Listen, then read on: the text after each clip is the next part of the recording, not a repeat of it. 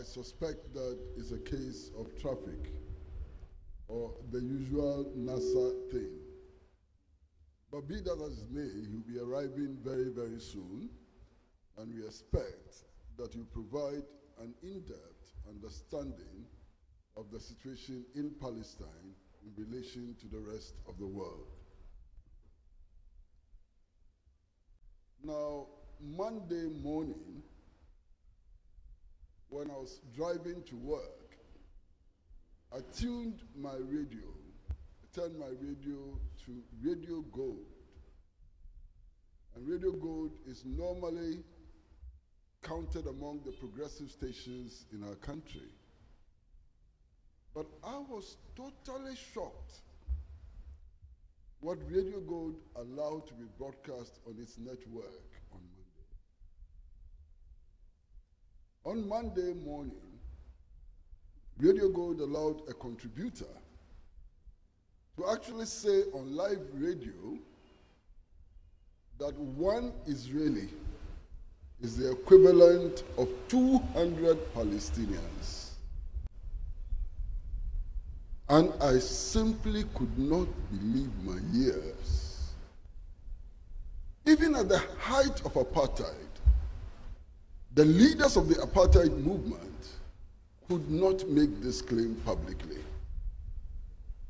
Now, this clearly shows that there's a lot of work to be done in order to raise the consciousness of our people, especially those who communicate, to see how abhorrent these racist stances can be, and how detrimental these kind of statements are to our own quest for national liberation, our own quest to build independent African states, and our own quest to follow the examples of Kwame Nkrumah, Ahmed Sekou Touré, and Modibo Keita. But that is not the worst. This afternoon, as I was driving to the Freedom Center, I tuned into another radio station. And there was a lot of gospel music on that station. The presenter said, Israel is under siege, and all of us have to pray for Israel. What is this? This is turning the world upside down. We are being called upon to sympathize with the racists, to sympathize with the colonizer, to sympathize with the oppressor against the oppressed. But you know, all of this has not happened in one day. It has been happening piece by piece for 75 years or more. People's minds have been shaped for 75 years or more. There are so many of our people, even including some of the cadres of the progressive organizations and so on, who believe that the struggle in Palestine is a struggle between Christians and Muslims. And if they are Christians, they will take a certain stance and so on. Now, nothing can be more ignorant than this. Of course, you do know that Palestine doesn't have a state religion. Palestine has no state religion, where Israel has a state religion. And Israel's state religion is Judaism. And that is the state religion that completely rejects the New Testament. That is the religion which describes Jesus the Christ as an impostor. And yet somehow, Western propaganda, coupled with the falsity of Israeli propaganda, has managed to turn things round.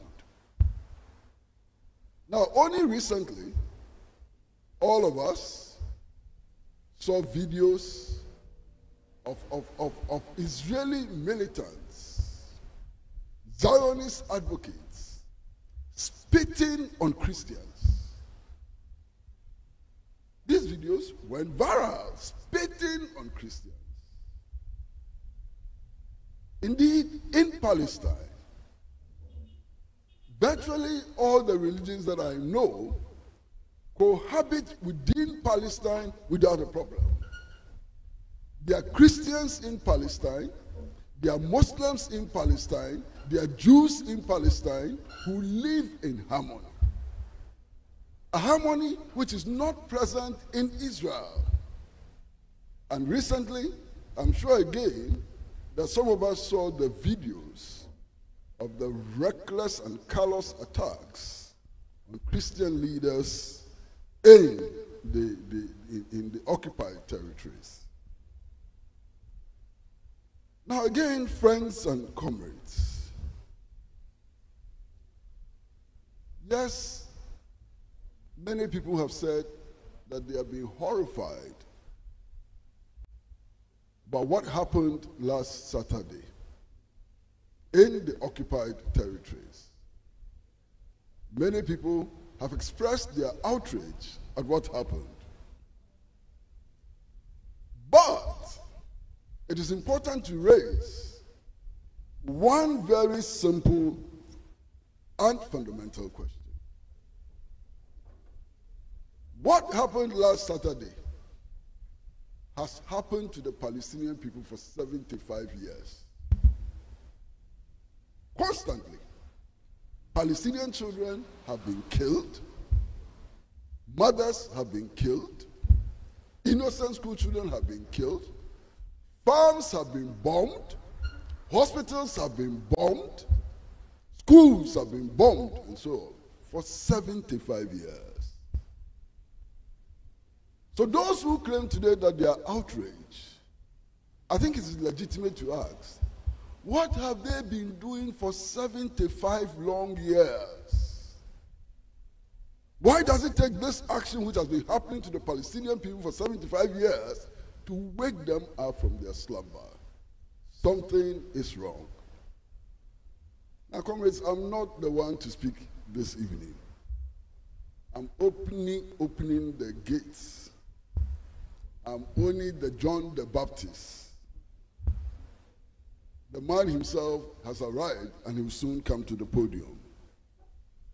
But I'd like to raise just simple fundamental questions. Very simple, not complicated, fundamental questions. Are you surprised that the United States of America supports Israel? Who is surprised? It is not surprising. What is the history of the United States of America? The same as Israel. The United States of America we know today was established by marauders, by gangsters, by crooks who went to North America and stole the land of the Indian people. They imposed harsh occupation on the Chicanos and so on. They did exactly what the Zionists are doing today. They have a common purpose, they have a common history. Is anybody surprised about the position which Rishi Sunak, the British Prime Minister, has taken on this matter? We cannot be surprised. How can we? Britain was a colonial occupier. Britain supported apartheid until the very last day. Even when apartheid in South Africa had been defeated, Nelson Mandela was still on their list of terrorists. Can you be surprised? We cannot. So we need not be surprised by what is happening, because it is in keeping with those who practice the worst forms of racism and those who occupy other people's lands for the purpose of stealing the land and exploiting the land. We have met here today, as the Palestine Solidarity Campaign and the Accra Collective of the Socialist Movement of Ghana. And we have met here for a very simple reason. First and foremost is to learn the truth about the situation in Palestine and to spread that truth as a counter to the lies and extreme madness that is gripping the reactionary centers of the world. That is our challenge. We have met here today to say to the Palestinian people that they are not alone.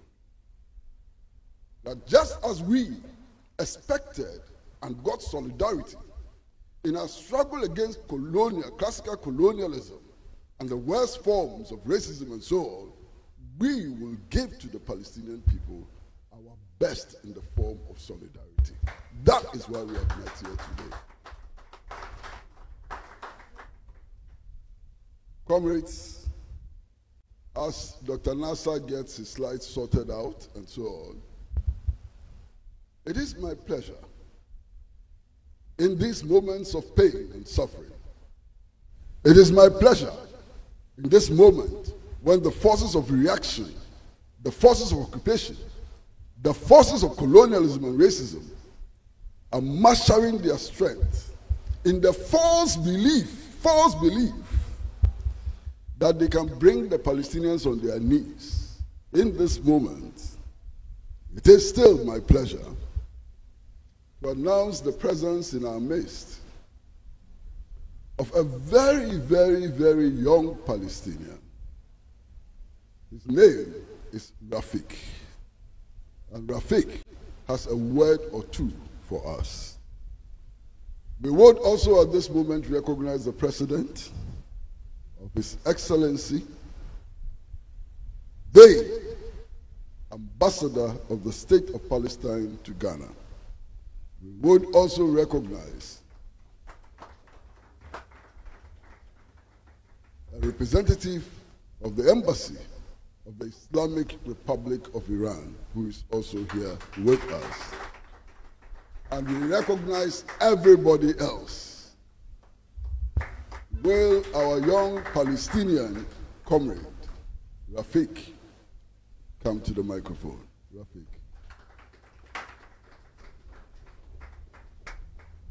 Well, as Rafik walks to the microphone, I would like to introduce somebody who is very, very special to us. Somebody who is not new at all to this forum.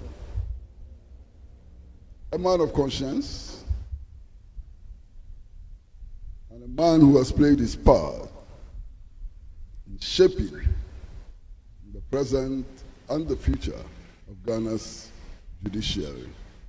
I'd like to introduce a retired appeal court judge without mentioning his name.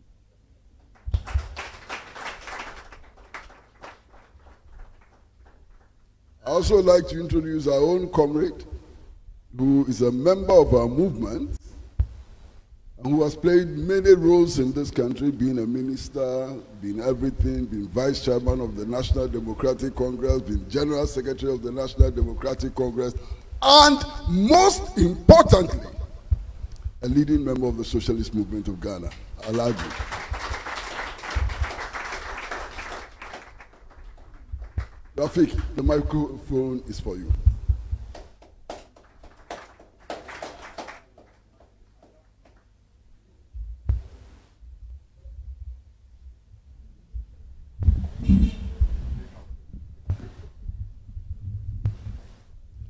Good evening, everyone. My name is Rafik, and I am from Gaza. Today, I want to tell you what is happening in my country for the past 6 days. The Israeli army destroyed every single building and killed, and is still killing women, children, old people, and innocents.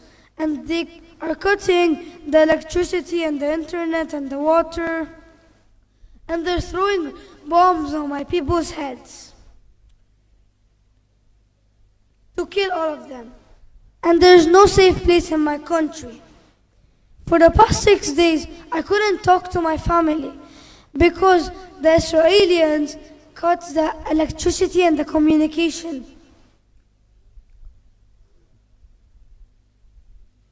And all the infrastructure. But I am happy now because I am here.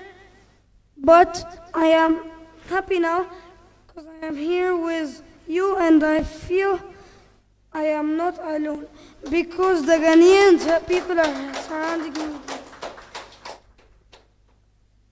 And thank you.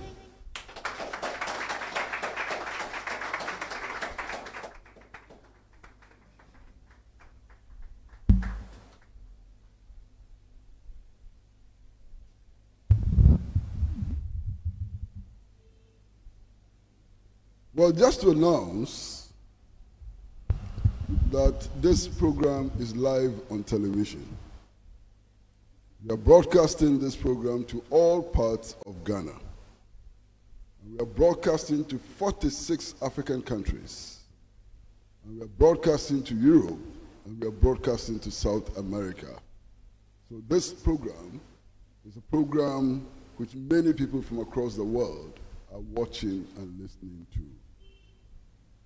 It is now my very, very distinguished pleasure, if Dr. Nasser is ready, to invite to the podium somebody who has been my friend for many, many, many years.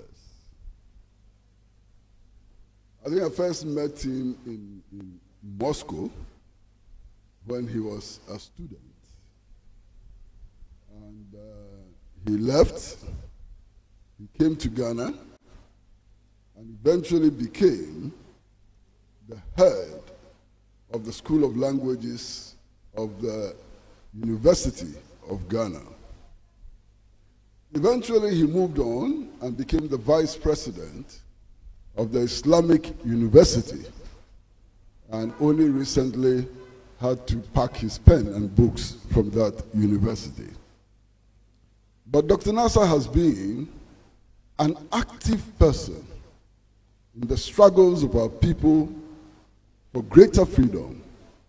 Indeed, he was very, very active in the movement for freedom and justice, which was led by Professor Albert Edubu-Ahini, which is credited with returning Ghana to multi-party democracy in 1992. He was one of the most active academics in that movement. He was also very active in the Alliance for Change, which organized perhaps some of the biggest demonstrations in our country's history. And you would recall that the Alliance for Change, its spokesperson, a number of people say that its leader, it is not true. He was not the leader, he was the spokesperson of the Alliance for Change. Is currently the President of the Republic of Ghana. So Dr. Gamal Nasser has a long history of struggle for freedom, has a very long history of struggle for the realization of our dreams to build a better world. I was shocked, completely shocked, over the weekend. I think it was Sunday, when I first saw a copy of the statement which was issued by Ghana's Ministry of Foreign Affairs. Nothing has been more shocking than that. Completely ignorant, and turns our foreign policy upside down. I will stop here because I have the very strong suspicion that perhaps Dr. Nasser would deal with that issue of the very backward, extremely backward foreign policy stand which was taken by the government of Ghana. And I say on this platform that that statement does not speak for me. I'm a Ghanaian, full Ghanaian. The statement issued by the Ministry of Foreign Affairs on the situation in Palestine does not speak for me. My pleasure to invite Dr. Gamal Nasser to the microphone.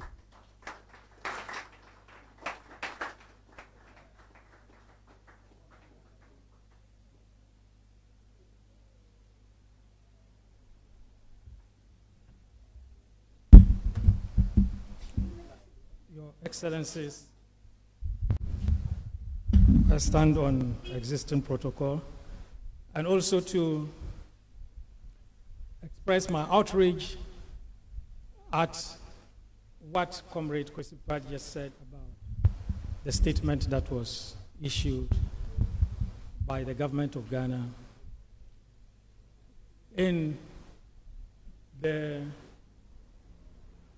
aftermath of the crisis that have unfolded in the past couple of days. Initially, I wanted to just come and then make a presentation to share ideas. But after that outrage, I thought that it would be important to give some graphic representations in the form of a PowerPoint presentation to bring to light the real issues so that it would expose the level of either ignorance or hypocrisy of those who claim to be representing us. On the other hand, beyond the outrage, I just thought to myself, what else do we expect from a neo-colonial puppet regime like the one we have? But I took solace in the hope that very soon we shall be seeing the back of this clearly a neo-colonial and puppet regime. See, when it is attributed to ignorance, I don't buy that argument, especially at the level of government. It is not ignorance, because ignorance is a voluntary disease. And at that level, it was possible to either issue a statement that takes into account the real dynamics of the history of the Palestinian people, along the lines of what the AU, or Africa Union issued. So it's in light of this widespread ignorance, or let's say hypocrisy on the part of those whom I believe know, but they are just singing their master's voices. But for the vast majority who sympathize with the Palestinian people and want to put up a defense, it's important to arm ourselves with the irrelevant facts. And this is what I intend to do in this presentation. First of all, we'd have to debunk that false narrative that what constitutes the state of Israel today was a barren land, devoid of natural resources, a desert which the Jews made to bloom, and that now it has the best agriculture in the world, technologically very advanced. By the way, analogous arguments were made on behalf of South Africa at the height of the apartheid regime. And as Africans, would have to look at this argument and make a juxtaposition to see whether we cannot draw some lessons from that. So the mainstream media highlights this and goes on further to claim that Israel today deserves sympathy because it's a victim of some historical persecution. And reference is made to the pogroms that took place in Western Europe, the persecution of the Jews, leading to the Second World War and during the Second World War, and that theirs is a struggle for survival. And we often hear that Palestinians, their resistance, such references as militants, as terrorists. In this general narrative, what is missing is the truth about the very violent creation of Israel itself. Now, the history of Palestine dates back several millennia, but for the purposes of the recent crisis, it's important to just limit ourselves to the contemporary political and economic situation and their origins. And I'm sure all of us are aware that that part of the world was under the Ottoman Empire before the First World War. And following the collapse of the Ottoman Empire, the territories were redivided among the victorious countries of the West, just like Africa was redivided among the colonial powers following the defeat of Germany. So it's very interesting. And what happened? There's a certain similarity between the African experience and what happened in the part of the world known as the Middle East, where Palestine is located now. So the colonial territories were shared among the victorious imperialist nations as mandated territories under the League of Nations. So what Britain received, German East Africa, a quarter of Togoland, a piece of the Cameroons, and France took over the rest of the 3/4 of Togoland and the greater parts of the Cameroons, while Belgium got a slice of German East Africa. I'm emphasizing on the vocabulary here for us to understand how cynical this whole colonial redistribution of the world was. So under this redistribution, under the so-called mandate system, the British mandates were Iraq, Palestine, and then Transjordan. And most of us would have heard of the Balfour Declaration, and I want us to go to the first slide. And Britain, that's the British government, the unilateral decision in 1917, in which it promised to the World Zionist Organization to establish a Jewish national home in Palestine. At the time of this promise, the population of that area, Palestine, was 90% Palestinian and 10% Jewish. And the Palestinian areas, can you see it there? The Palestinian areas are in green and the Jewish areas are in blue. So you can see the percentages of the land distribution. But then, the parceling out of the land to the Jews was not so much something that the sympathy to the Jews as such, but a very parochial British interest. Because British government, what it wanted to do is it wanted to secure Palestine for itself as a strategic point on the land and sea routes to India. And that location also was a strategic link to the oil-rich regions of the Middle East. So a Zionist state under British protection would secure that area for Britain. And mind you, at that time, Britain was the superpower. America was just emerging as an alternative to replace it. So all these dictates were undertaken under the influence of the British Empire. So America would later rise as the leading imperialist power, and the quest for global domination required that they should turn Israel into a military fort, a cheaper way of investing in a military base or aircraft carriers so that they can use Israel as that alternative to a military base to consolidate its emerging hegemony and control of the oil-rich areas of that particular part of the world. So we'll go to this slide 2. What were the consequences of the British mandate? Within 30 years, Palestine was transformed completely. Mass migration of Central European and then Eastern European Jews into Palestine.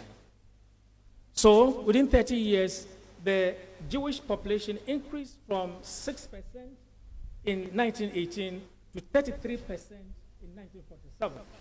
And the Palestinian areas are in green. So you can still imagine how large the Palestinian territory. The Palestinian areas are in green and Jewish areas are in blue. So as the Jews started their influx into historical Palestine, with the support of the British, they started establishing separate institutions: political, economic, social, cultural, military. So they were creating a state within a state. And when they had succeeded in doing that, then they made a drive for independence. We'll go to slide 3. This is the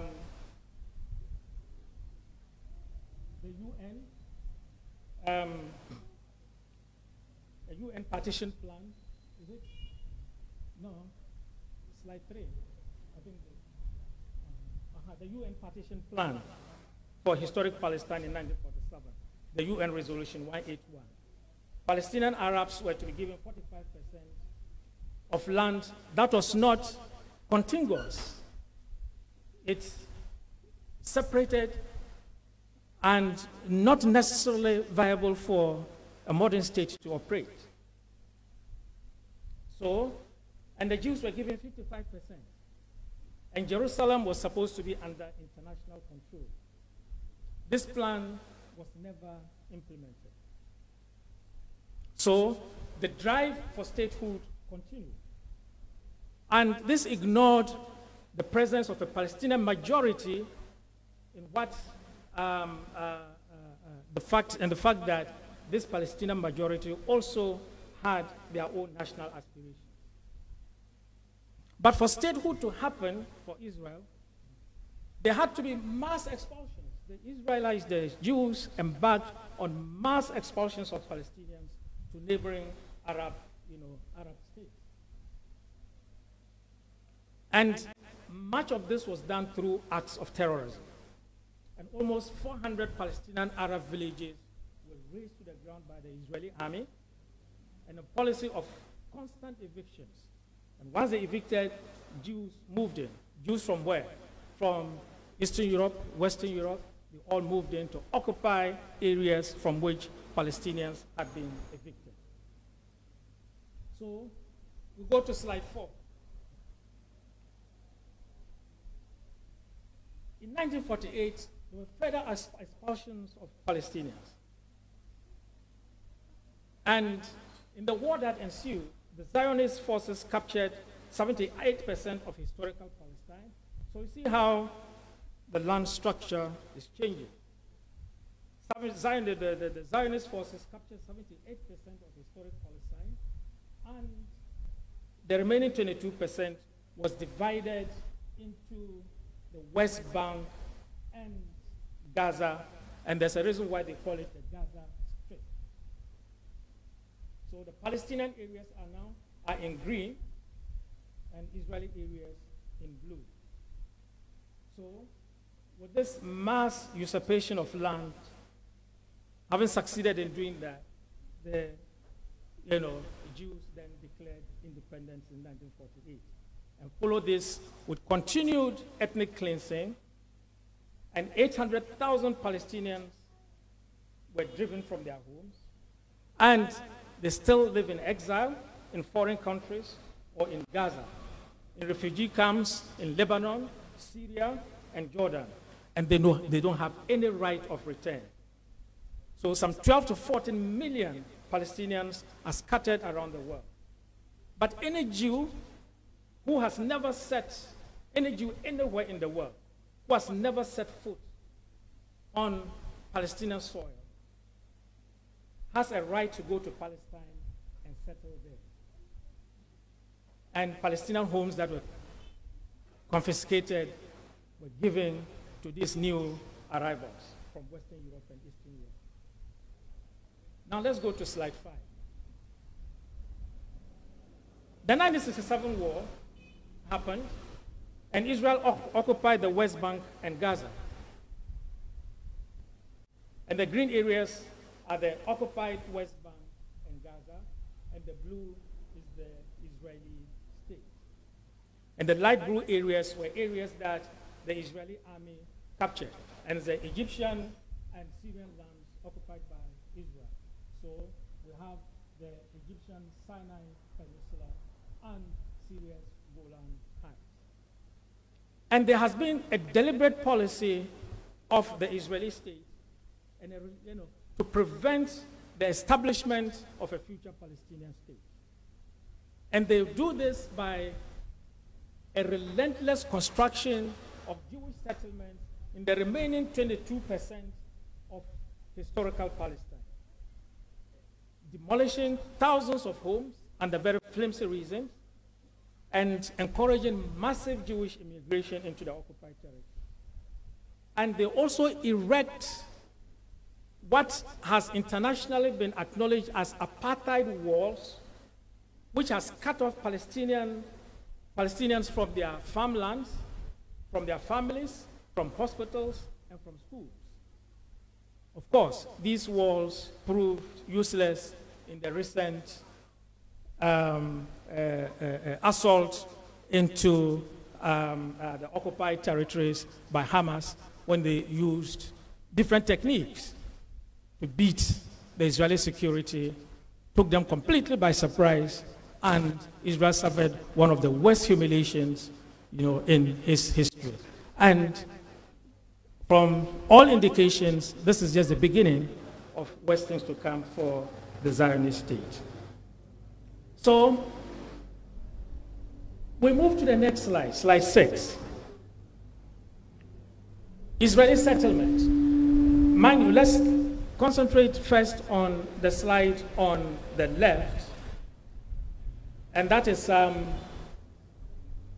Gaza Strip and the West Bank. The one on the right is the West Bank, and what Israel is doing there. The circled green areas are occupied West Bank and Gaza. The blue area is Israel. And the area in the ash is Palestinian area under Israeli control. And the areas marked red, the spots that are there, the red spots, are Israeli settlements built on Palestinian land. These are Israeli settlements, those red spots. The occupied territories, these are Israeli settlements that are built on occupied West Bank. So today, we have about 800,000 Israeli settlers. And the number is still increasing because of a deliberate policy of the Israeli government to encourage settlers. And more than 250 of such settlements in West Bank and East Jerusalem. The red dots you see there are settlements, and there are more than 250 of them in the West Bank and East Jerusalem. And all these settlements that you see are illegal under international law. During the apartheid regime, there was a certain word that came into vogue, and they call it Bantustanization. That is the strategy of isolating Palestinian areas from one another, fragmented and disconnected and crowded areas. And then the Bantustans are massive concentration camps, and the objective is to prevent the occurrence of a sizable and continuous stretch of Palestinian territory necessary, which is, of course, a necessary prerequisite for the social, political, and economic viability of any state. And this is what Israel is deliberately trying to prevent from happening. So these Bantustan patches of land, unconnected among themselves, and each of them surrounded and hemmed in by large Israeli settlements. These can never be pieced together into a viable and independent state. And from all indications, this Gaza has been described as a prison. And literally it is. A small piece of land that's just about a little over 20 kilometers long and a few kilometers wide, accommodating about 2.5 million people. It is the most densely populated place on earth, and is sealed off from the rest of the world by land, by sea, and by air. And it's literally impossible to go out or come into Gaza, into the Gaza Strip. So recently, when that international criminal, Netanyahu, was planning to bomb Gaza, he told the people in Gaza to leave. Leave to where? Where would they go? All the points of exit, except one, are controlled by Israel and they are closed. The one that is not under their control but under Egyptian control cannot be opened without Israeli consent. And when the crisis started and a humanitarian convoy was dispatched to enter Gaza through the Egyptian crossing, what did the Israelis do? They bombed that humanitarian convoy. So leave Gaza to which area? So that is the truth that the mainstream media is not telling us. So apart from this, Israel controls electricity and water supply, and they can turn this off at any time, as they have done now. As we speak, there are more than 2 million people in Gaza have been deprived of electricity and no water.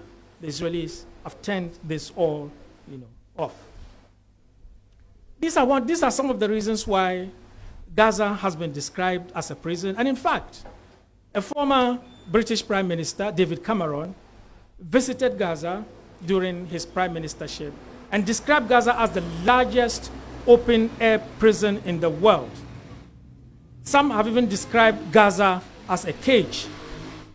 And if you're in a cage and there's a possibility for you to break out, why won't you take advantage of that possibility? And this is exactly what the Palestinians have been trying to do over the years. The other thing that we need to concentrate on, and I'm just hopping from one topic to other to give us a general idea what to think of, and have something to challenge mainstream narrative about the real situation in the Palestinian struggle. One thing we'll have to understand is that Israel is intrinsically a racist and apartheid state. It's built in the DNA of the Jewish state. It's an apartheid state, just like South Africa was, and also a racist state. And I'm not saying it. It's not pro-Palestinian, people who sympathize with the Palestinian struggle who are saying it. The international human rights organizations, such as Human Rights Watch, have arrived at the same conclusion. And in 2001, they issued a report which clearly classifies Israel as an apartheid state, just like how former Presidents Mandela and then President Jimmy Carter of the United States of America also, classified Israel as an apartheid state. And this is also the verdict of the majority of United Nations member states. And I read something very curious. A former head of Israeli intelligence agency, Mossad, by the name Tamir Pardo, I think he's no longer in office, in a recent interview with Associated Press, also made some very interesting statements to the effect that Israel is an apartheid state, that there's apartheid in Israel. Belated although, but it's important for us to take that into consideration. So when he was presiding over the system that was perpetrating all these atrocities against the Palestinians, did he believe in that or not? Did he believe that in that or not? So that is the level of cynicism that we'll have to approach in our thinking about what constitutes the leadership of Israel today. And we often hear this word terrorism, terrorism, and because it has been constantly repeated, it has insinuated itself into our subconscious minds, such a way that we link it with either Palestinian struggle or any struggle at all that is asymmetric against imperialism. But what is missing in all this is that it was Israel which invented what we call today terrorism. And in fact, 3 former Israeli prime ministers had been terrorists in their earlier political careers.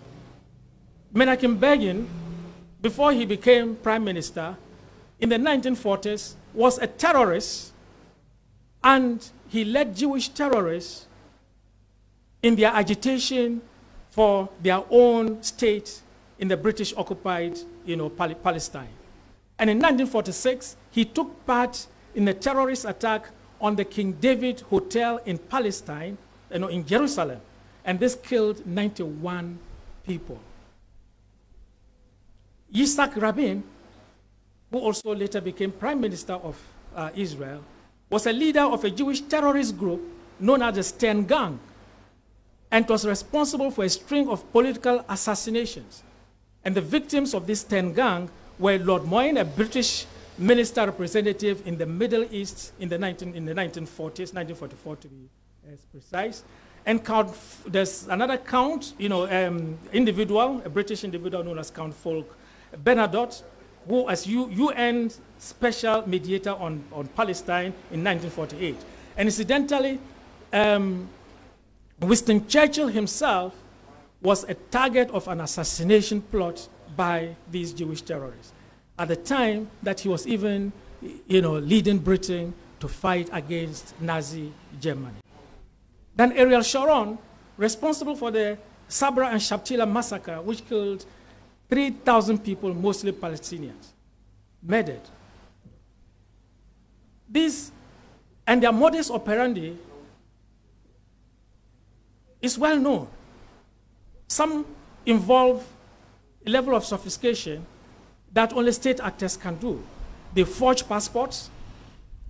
In one instance, they forged, I think, Norwegian passports, in 2009 in particular, and went to Dubai in a hotel and then murdered a Palestinian official. They have also engaged in a spate of assassinations against Iranian scientists. Why? They think that mastery of science and technology would be a major tool in breaking the myth around Israeli invincibility. So they would want to do anything at all to prevent the emergence of a scientific and technologically strong, adversary, a technologically and scientifically strong country that stands up for the rights, of the Palestinian people and against imperialism and hegemony. So in all this, Israel could not have been doing that alone without the assistance of the United States. We also remember the murder of Yasser Arafat in 2004, through poisoning using polonium. And polonium can only be administered by a state actor. It's a highly radioactive material which is only a state that can possess. So, and the Israeli state has, the capability of doing that. The other thing, fact that we need to know is the deliberate blurring of the nature of the conflict. And I'd want to spend some time on this because in Ghana, it is very pervasive, and also in the United States of America and Western Europe. And it's the fact that the conflict has been largely misrepresented as a conflict with Islam. It's diversionary propaganda. It deliberately ignores the fact that not all Palestinians are Muslims. There is a big and vibrant Palestinian Christian community in occupied Palestine. And there are some interesting statistics to back this argument. Palestinians who are Christians are more than Israelis who are Christians. There are Christians in Israel, there are Christians in Palestine, but there are more Christians in Palestine than there are Christians in Israel. And 7% of the 12 million population of Palestine are Christians. And only 2% of the 8.5 million population of Israel are Christians, while 17.5% of the Israeli population are Muslims. And the Bible of the Palestinians and all Arabs is in Arabic. The Palestinian Bible, the Bible of the Palestinians and all Bibles of Arabic Christians is in Arabic. So when Arab Christians want to say God is great, they say Allahu Akbar. And when they want to say glory be to God, they say Alhamdulillah. So the import of this is that Arabic is not Islam and Islam is not Arabic. Arabic is a language and Islam is a religion. So we should separate this and we shouldn't let ourselves be confused by Western propaganda that seeks to conflate this as if it is a religious struggle between Muslims and Christians. And in fact, Palestinian Christians are considered the living stones of Christianity. They are they are considered as the direct descendants of the disciples of Jesus Christ. And they are united with their Muslim brethren, compatriots, in the struggle against the Israeli occupation. And this is for those, my compatriots, Ghanaians, who take the pleasure in sticking Israeli flags in their vehicles. This is something for you to think about. You may be thinking that that is an expression of your affinity to your religion, your closeness to your religion, but you should know something about the Jews and how they relate to Christianity before you glorify them and try to associate them with the religion that you profess. I don't feel comfortable making this, but it's important to do that so that we arm ourselves as educated. Why? Because the Jews blasphemously consider Jesus Christ as a false Messiah. And I'm not saying it. A few years ago, the deputy ambassador of Israel to Ghana, his name was Orly Witzman, that was in March 2016 during the Easter celebrations. He granted an interview on a radio station. And to a question relating to this, he told his audience that the Jews are still expecting the Messiah, and that Jesus Christ is not the Messiah that they were expecting. And Jews in general have poured on him, on Jesus, all manner of sacrilegious invectives. And they treat the New Testament, with contempt. And I'll just cite one example. In the Israeli Knesset, the equivalent of a parliament, a member, that is an MP, in the Israeli parliament, his name was Michael Ben-Ari. In making a presentation in parliament, at a certain point, he took the New Testament, because the Bible of the Jews is the Old Testament. But Christians take the Old Testament and the New Testament, put them together as the Christian Bible. So he took the New Testament, and in the middle of the parliament, tore it into pieces and looked for a waste paper basket can, a waste paper, a dustbin. And when he was throwing it into the dustbin, he described that he was discarding it in the garbage can of history. These were his words. And ultra-Orthodox Jews have been spitting on Christians. Just lately, just this month, just about a week ago, on 3rd October, we saw video clips of Jews spitting on Christian worshippers. And these Christian worshippers were retracing the old city route they believed Jesus took before his crucifixion. And when this matter came up, Jewish leaders defended the Jews who spat on the Christians by saying that spitting on Christian clergy and at churches is an ancient Jewish custom. And in fact, the Talmud, which is the book of Jewish law, it makes fun of the birth of Jesus. It rejects the claim that Jesus is a Messiah and maintains that he was rightly executed for blasphemy. This is what the Jews say. So next time, as I said, when our Christian friend, when you see a Jewish flag in a Christian, trying to show his closeness to his religion, engage him to see whether what he's doing, he actually understands what he's promoting, and whether the prophet he believes in, if he sees what he's doing, he would be comfortable or happy with that. Yeah. And it's even worse than that. And I don't want to go into it, but there's just one thing that I want to mention. I cannot avoid that. Apart from saying that he was rightfully executed, that is crucified for blasphemy, they also claim that his true father was a Roman soldier named Pantera. And that Mary, as I said, I find it difficult, but the truth be told, so that we are able to argue, to discuss and debate when the matter arises. They claim that they doubt the chastity of the Virgin Mary and claim that she had an affair with a Roman soldier named Pantera. And it was from this illicit affair that Jesus was born. This is what the Jews are saying.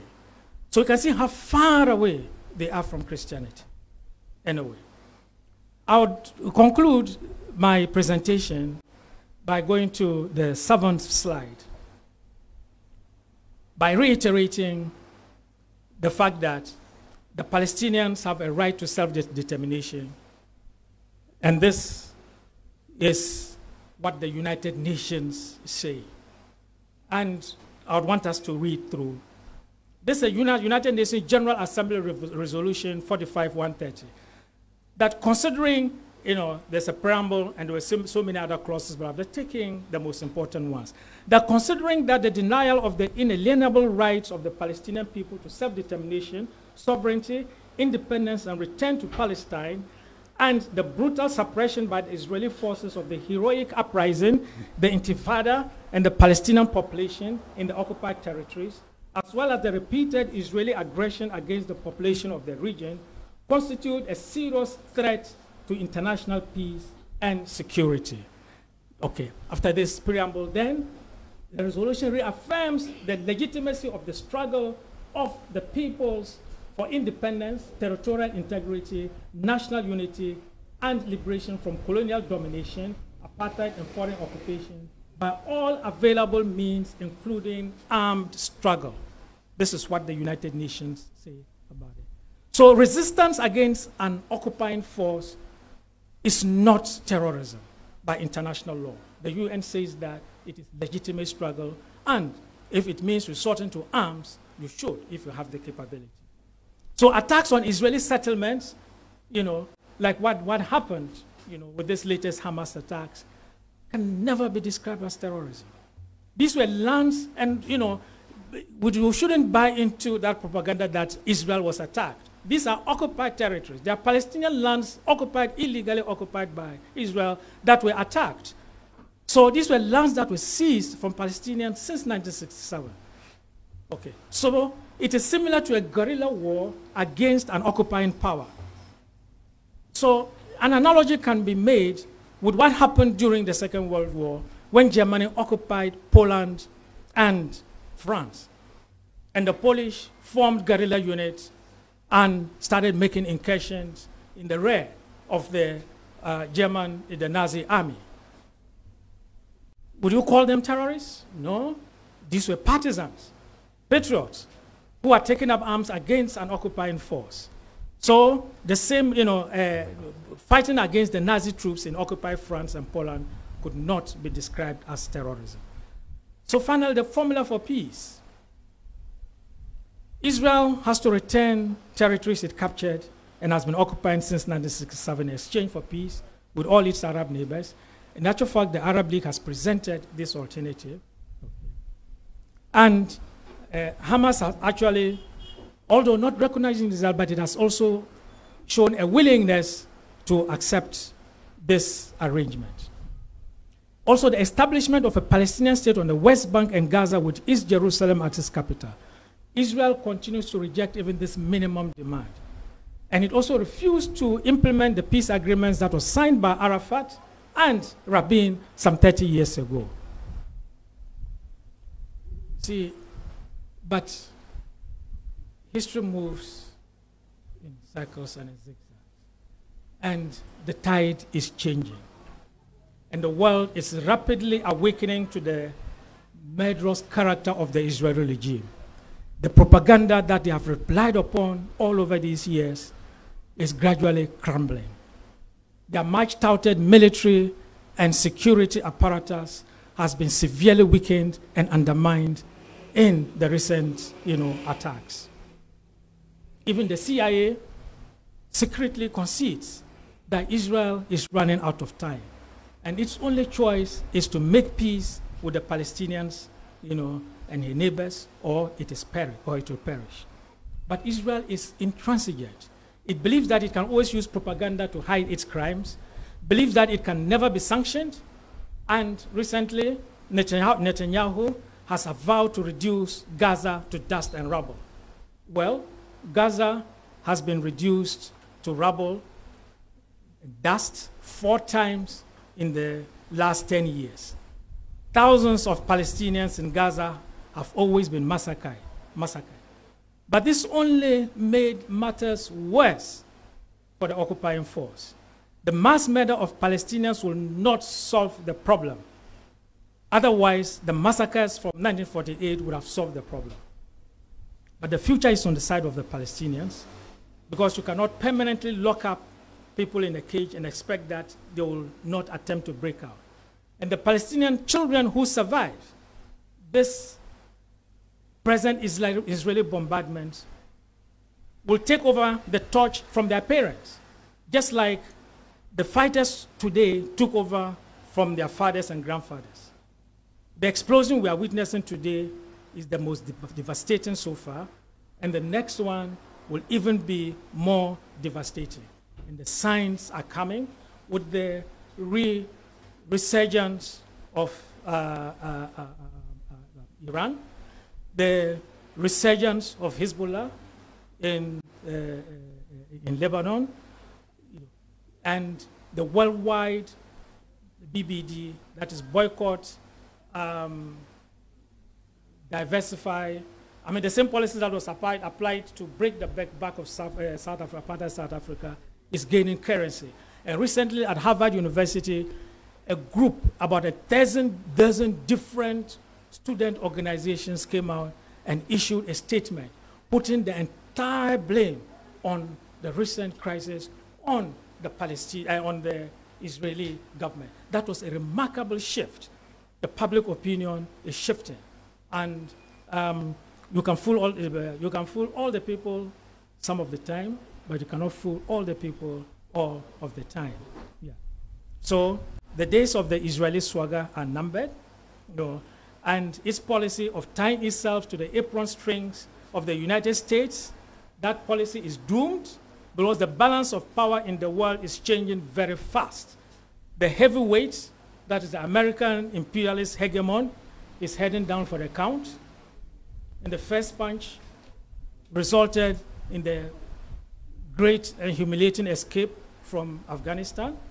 And the second is the imminent defeat that is awaiting NATO in Ukraine. So this is a real situation in Palestine. And we in Ghana, we in the Palestinian Solidarity Movement, we stand in solidarity with the Palestinians. And at any time at all, we'll raise our voices. Even if our government is moving in the wrong direction, we would move in the right direction and bring focus onto the true history of Palestine and the true objectives of the struggle. And everywhere in history, no matter the oppressor in the final analysis is defeated. And this is a historical imperative. So Palestine is not a matter of if, it is when it is going to be liberated. And the signs in the past 1 week are clearly showing that events are moving very fast in the direction of liberation for the Palestinian people. I thank you very much for your attention. Viva Palestine, viva! Viva Palestine, viva!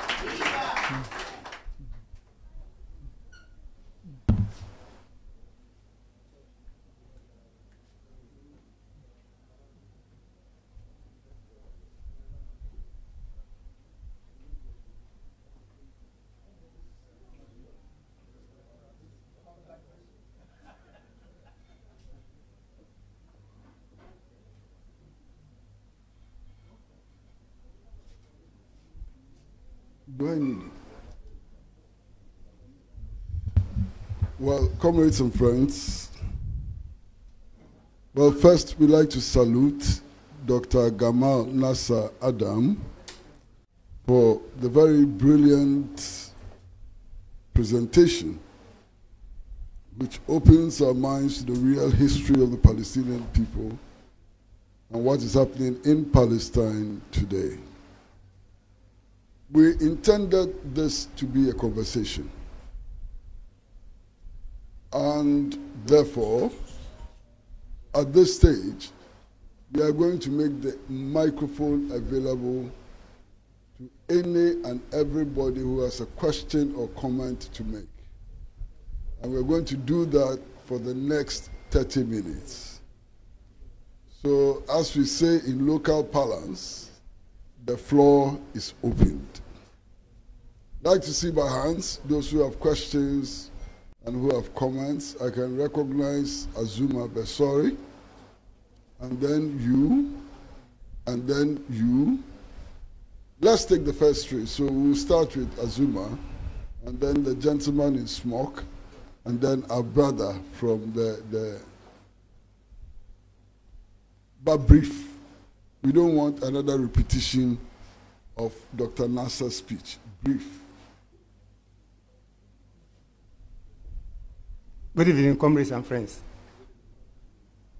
When I was coming here, I was in a trotro, and like what Kwesi said from the beginning, Ghanaians are not aware about the problems Palestinians and then the Israelis are going through. They thought that if you are an Israeli, you are a Christian.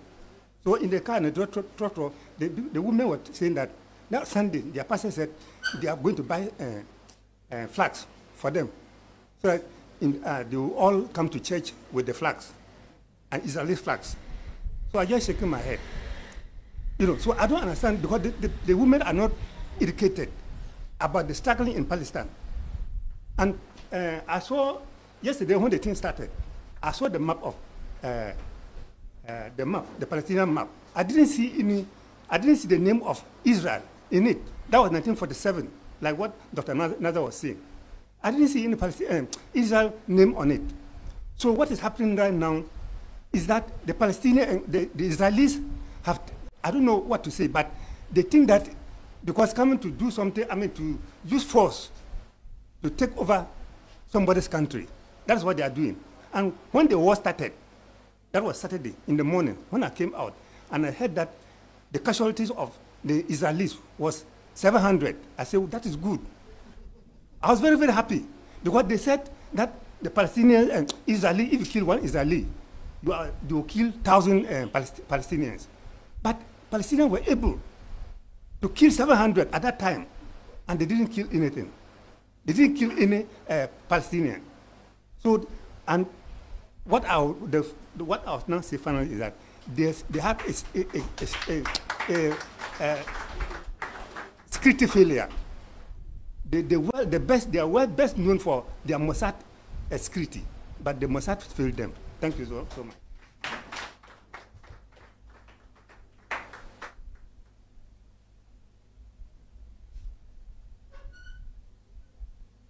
Good evening, and all protocol duly observed. Haile Selassie said that, and to the philosophy that holds one nation superior and another inferior is finally and permanently discredited and abandoned.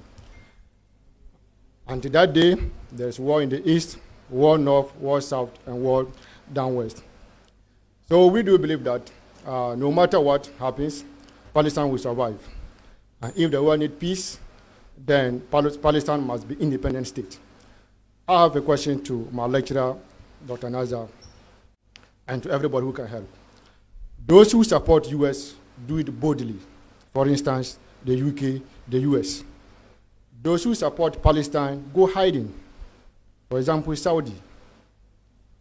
And I want to find out why that is it difficult to support Palestine in secret. But people have the merit and the ambience to support Israel openly. Thank you.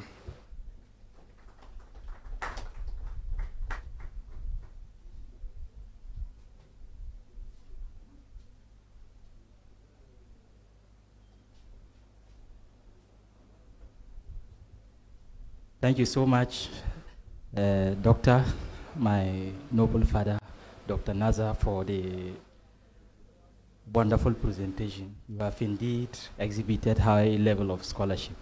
Thank you so much. All protocols duly observed. What I just want to indicate is brief, and it has to do with history.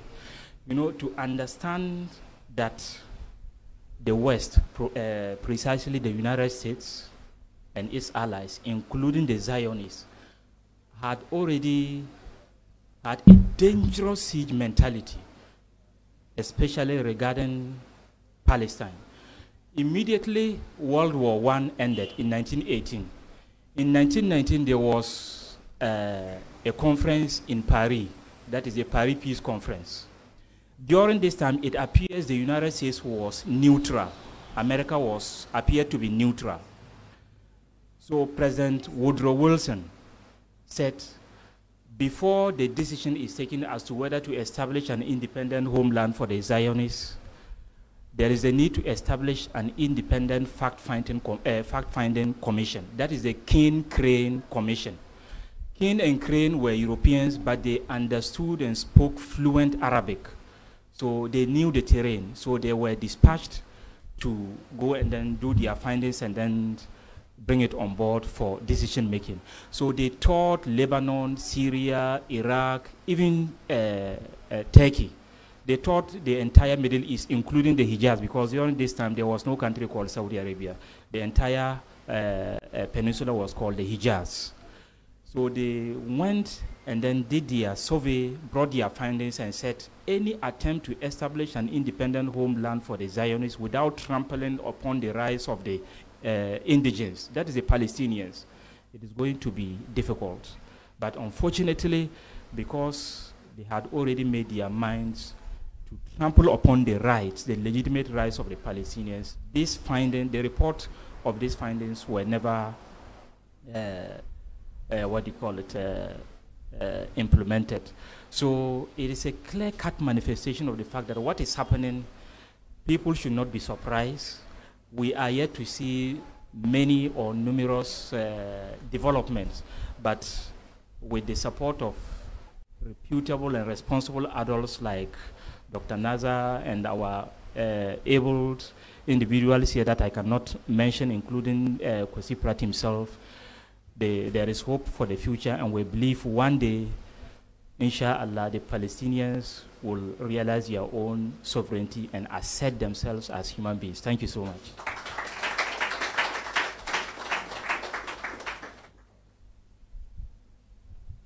We're going to take another round of questions and comments.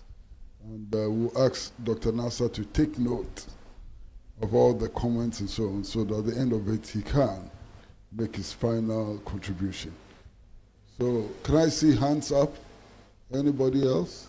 Yes, I see the comrade in the spectacles in the back. Anybody else? Anybody else comments? Anything? Questions? Whatever. Anything? You know, about 2 weeks ago,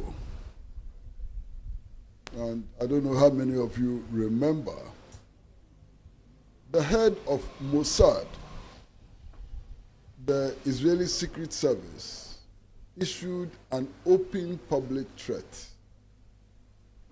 and actually said that they had the capacity and they will use that capacity to kill Iranian leaders. I'm sure you remember. Now, what can be more heinous than that?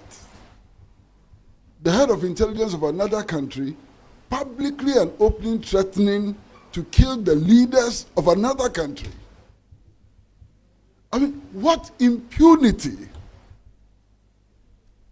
Today, Anthony Blinken is in Israel, and interestingly, he says that he's not there as the Secretary of State of the U.S., but he's there as somebody who is Jew, he claims, and who lost his parents in the pogrom and so on. Now, but of course, does it surprise us? People who can say that one Israeli life is the equivalent of 200 Palestinian lives. Are you surprised? You understand? So the Israeli state machine publicly admits that it is in the business of killing other people's leaders, and it is not terrorists. You understand? And they go on to describe Israel as the only democracy in the Middle East. The only democracy in the Middle East. A democracy in which non-Jews have no rights. And you saw the recent thousands of Israelis who poured into the streets because of Netanyahu's attempt to destroy the flawed, even the flawed judiciary in Israel. He wants to destroy it. And they have no shame. They still call it the biggest democracy in the Middle East. You see, there are some of us who, unfortunately, have not followed these developments for a very long time. But anybody who has followed these developments, even for the last 10 years, will be left in no doubt about why the U.S.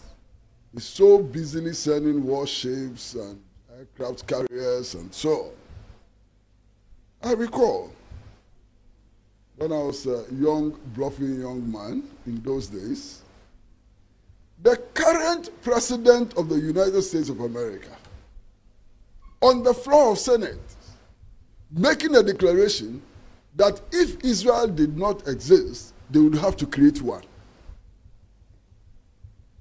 Can you imagine? And this is not today. In those days, Biden said that if Israel did not exist, they will have to create one. So clearly, the Israeli state is a foreign policy instrument of the U.S. administration. Now, as a foreign policy instrument of the U.S. administration, what does it do? Its main role is to destabilize the Middle East and the Persian Gulf, so that they can continue to steal the resources of the region. And we know what that region has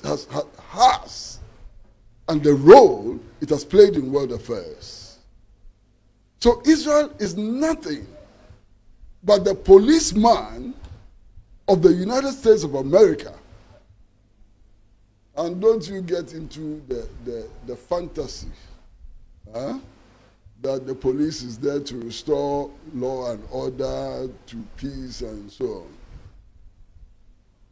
The police institution in every state is part of the instrument of violence that the state uses in order to maintain the status quo.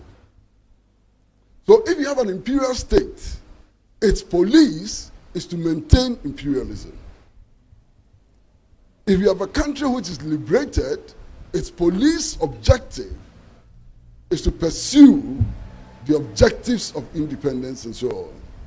And Israel serves as the police of the empire.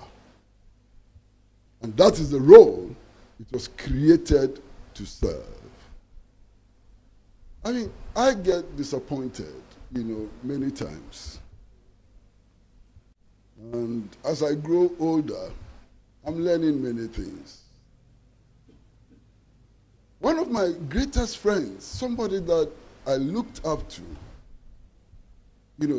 somebody that I thought would change British politics, somebody that we have worked with in the past and so on, is Jeremy Corbyn. We all love Jeremy Corbyn. And then yesterday, I read a statement issued by Jeremy Corbyn. My goodness, Jeremy Corbyn, what happened to him? Equating Israel and Palestine. Jeremy Corbyn, what happened to Jeremy Corbyn? And Jeremy Corbyn is so respected that Press TV actually gives him a lot of time on Press TV. I watch him on Press TV, together with Galloway and so on. And he shocked me yesterday. But you see, he's not the only one who has shocked me. All of our friends in the US, especially in the US, they were so happy with Bernie Sanders, Bernie for president, and so on. And then the Russian NATO war broke out in Ukraine. And I saw a statement issued by Bernie Sanders, and it was worse than the statement made by Joe Biden. What does this teach us? What does this teach us? What this teaches us is that we should not be taken in by the flowery language and the pretensions of people like Bernie Sanders and Jeremy Corbyn. Whether we succeed or not in this struggle is dependent only on us and our allies. And who are us and our allies? Us and our allies are the working people. Us and our allies are the progressive intellectuals like Dr. Nasser, who stand on the side of the working people. Us and our allies are the people of Palestine living in Gaza, who today are facing genocide. The genocide has begun already. They talk about genocide, the Western media talks about genocide as if it's just about to happen.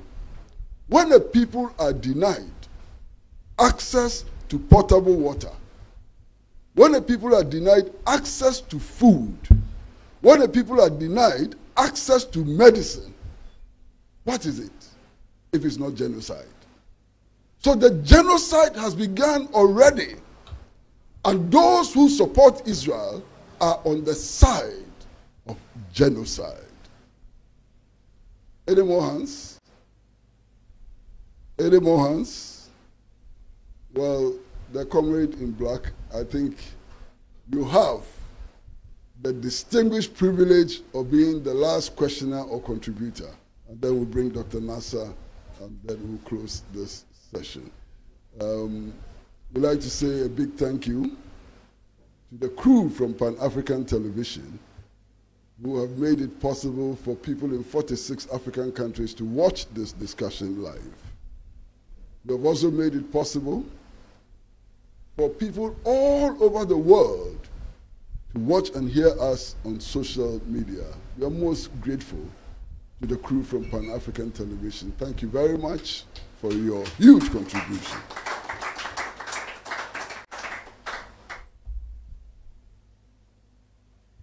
Good evening, comrades. Mr. Mead. Now, just a brief comment on what has been said here by our distinguished speakers. Now, first of all, the bit about our comrades being surprised with the statement issued by the Foreign Affairs Ministry. Yeah, it's okay that we are angry, but we shouldn't be surprised because it is actually very consistent with their nature. Yes, because at a time when the entire world, in fact, the enablers of apartheid were even running away from apartheid South Africa, the uncles and fathers of what we now have as a government were openly relating to South Africa, apartheid South Africa, without apology. So yes, we should be angry, but definitely not surprised. We shouldn't be surprised at what has happened. And also, what I would like to say with regards to the current Palestinian-Israeli issue is that I think it is about time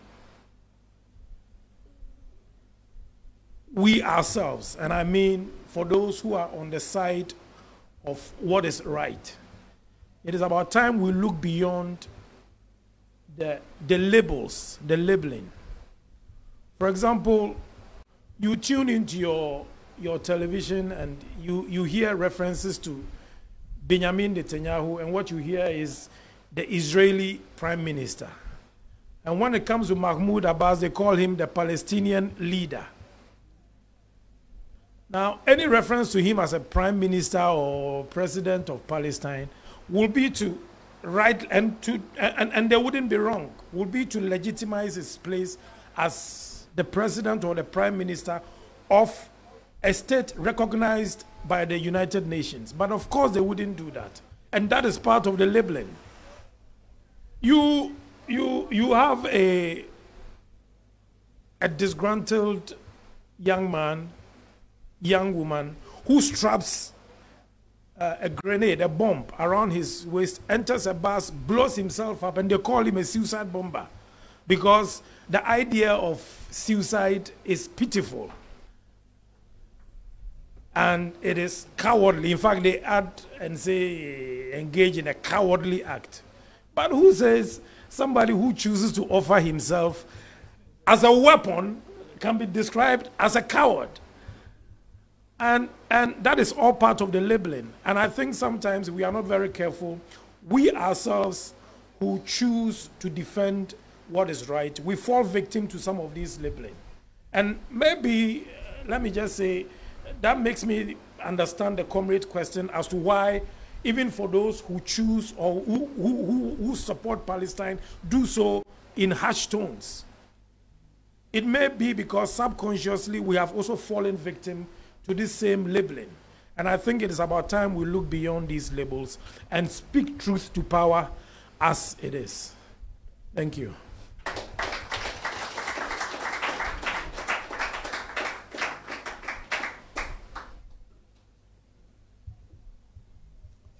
Well, at this stage, we would like to invite our comrade and friend, Dr. Gamal Nasser Adam, to make his closing remarks, and he doesn't have more than 6 minutes.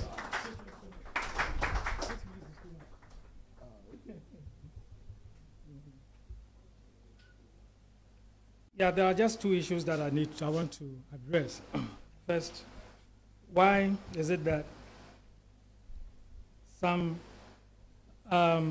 leaders whom we expect to openly express their support for the Palestinian struggle don't say that with the boldness we expect them to? First and foremost, we are assuming that they actually support the Palestinian cause.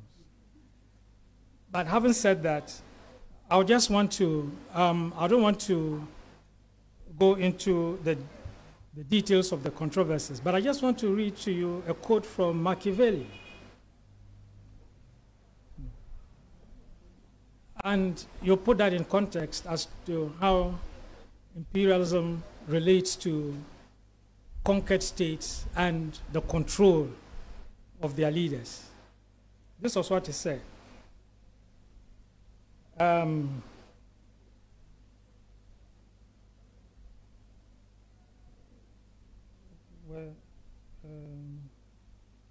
That conquered states that have been accustomed to liberty and the government of their own laws can be held by the conqueror in 3 different ways. The first is to ruin them. The second, for the conqueror to go and reside there in person. And the third is to allow them to continue to live under their own laws, subject to a regular tribute, and to create in them a government of a few who will keep the country friendly to the conqueror. So it's one of these that we can relate to, which used to relate to how can describe the behavior of some of the leaders we expect to be taking the frontline role in all these struggles. Sometimes it's very embarrassing, very painful, that with all the resources that we have, all the resources at their disposal, you know, we still feel so helpless. We still feel so helpless. And sometimes even the vision, what is the vision? Even when in the state of this helplessness, if we had a plan, a program, 10, 15, 20, 50 years, that would give us hope to build towards it. But even then, it's only right now, it's only one country that seems to have that program. And it's Iran. It's Iran that has that program. Yeah. And it's unfortunate, and then we have to dove our hearts to the Palestinians with the overwhelming force of the Israeli occupation. Israel touting itself as, I think, the 5th or strongest army in the world. Palestine has no army. Don't make that mistake. When Palestine, they have no army. So sometimes you wonder, how did those who undertook that attack on Saturday, why did they train? How did they, why did they train when every square inch of the Gaza Strip is under surveillance? Why did they train? How did they marshal all these?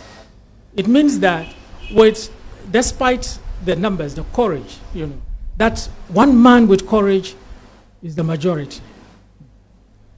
So with that courage, as expressed in the last few days, it gives us hope. Even those of us in the periphery who are giving that support, it's giving us hope that there is light at the end of the tunnel.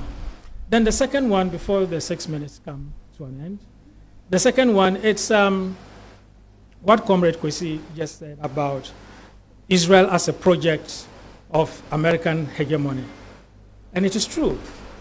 There was one of the Israeli prime ministers, I cannot recollect immediately who it was, but in a CNN interview at the time that he was prime minister, when there was a debate as to the amount of money that the US taxpayer was pouring into Israel, he came up with this argument that the United States, the cost of one aircraft carrier,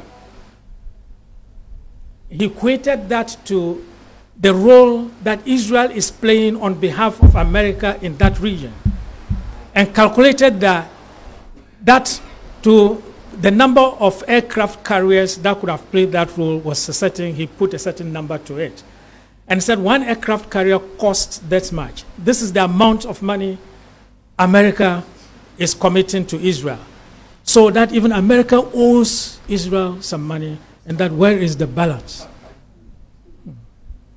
So it's a project.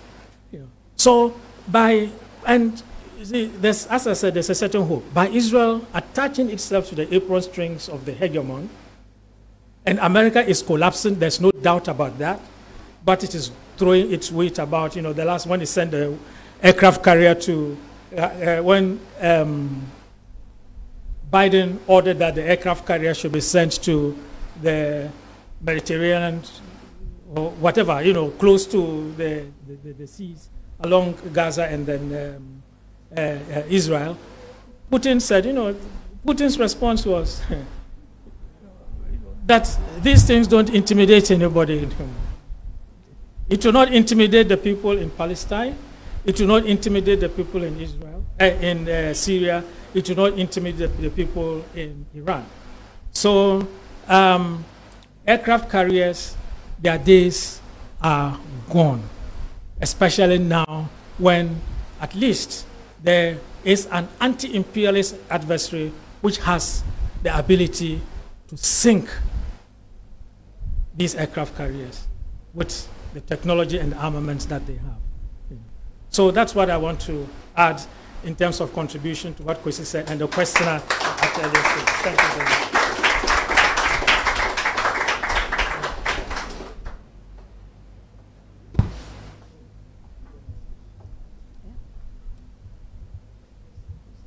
Thank you very much, Dr. Gamal Nasser, for this presentation. Indeed, we've had a great time today, and we know that the truth is out there now, and people know the reality, the real situation in Palestine.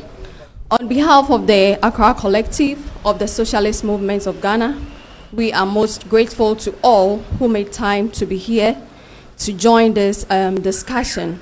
We are very much thankful for your time with us this evening, and for all that watched us from the comfort of their homes on social media. We are much appreciative of your time. And for the team from Pan-African Television, we say a very big thank you for making this, for broadcasting this live on Pan-African TV for all people across the globe to have a view of it. We say thank you, and we are done for the day.